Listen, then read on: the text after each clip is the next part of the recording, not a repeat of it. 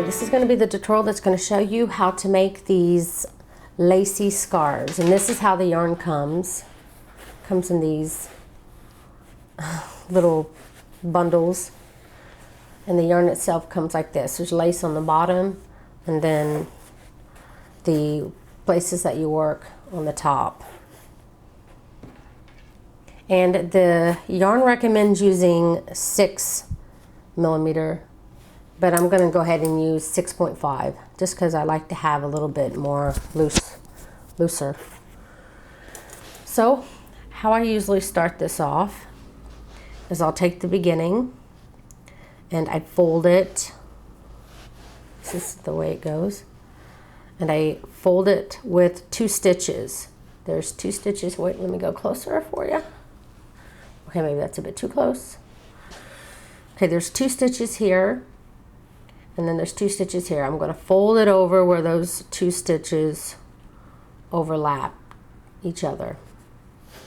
And then I'm going to put my needle in through the back. And then going through the back of the next. And then you do it as normal. Going through the back, I want to have 5 stitches. So I have my 5 stitches. And I usually keep this on the table beside me or the couch beside me, and then I just unroll it as I need it. I don't just throw it on the ground usually and just let it come. That way it's a lot easier than the netted scarves that they came all like like crazy. So these are already in line. So if you keep them that way, it's going to be a lot easier to work with. You won't have to keep stopping to untangle the yarn. So keep it like it is, keep it beside you. Okay, when you're ready, go into that first stitch, and we're going to be using every other stitch on this thing. So you're going to skip one and then using the next one.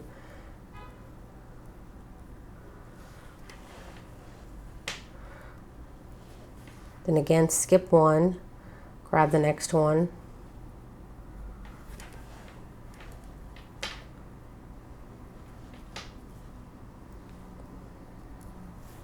And remember, these last 2 are double.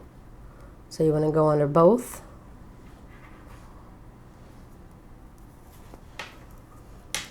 Then go under both.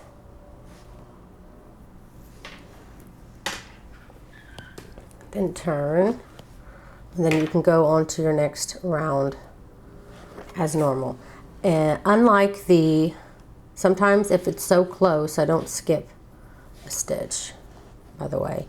But for the most part, and I mean only on the ends, and the center stitches I always go every other one. You want to keep, unlike the other ruffle scarves that I taught you, to hold the bottom of it on something and slightly twist it to give it more of a nicer look. With this kind of yarn, you don't want to do that. You actually want to do the opposite. You want it to just flow naturally. So when it gets long, you'll want to stop every so often and hold up your work, your project, and let it untwist, and then keep going. You do not want it to twist. You don't want your scarf to twist too much. So you'll just want to hold it up and let it untwist itself every so often.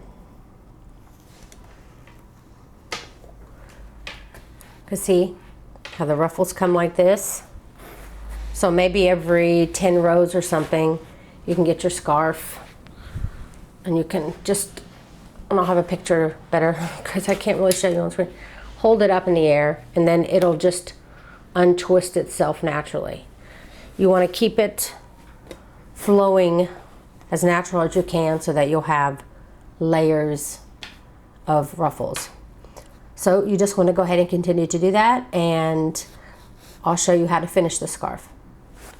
Okay, when you've got to the end, and you're on your very last little bit, you can end this like you would a normal knitting, but I like to do it a bit differently. Much better. Let me back up just a bit. Okay, so what I like to do is I go through, I use every other stitch, so I need at least 3. And I have 1, 2, and 3. So I'm going to go under 2,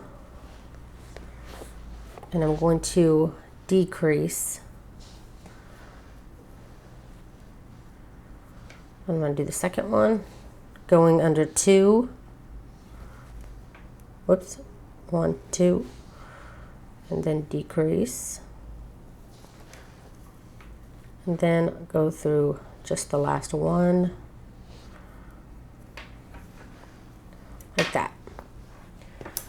I do that just because I want the end to kind of cup up more the bottom.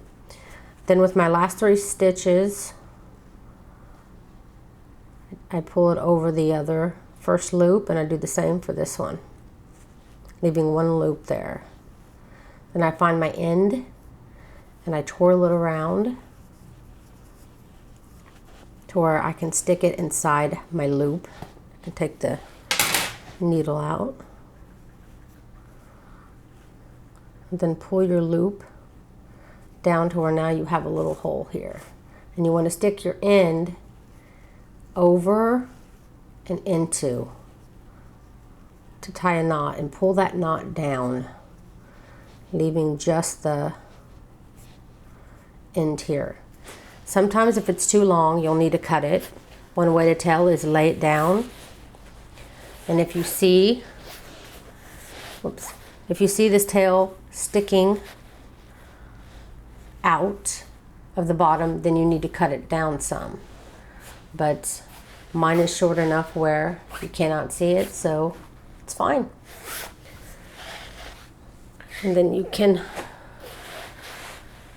untwirl it if it needs to be untwirled.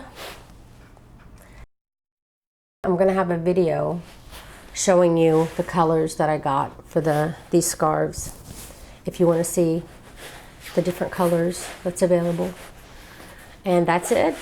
Thank you so much for watching this tutorial. If you liked it, please don't forget to like and share, and please don't forget to subscribe. Thanks so much for watching.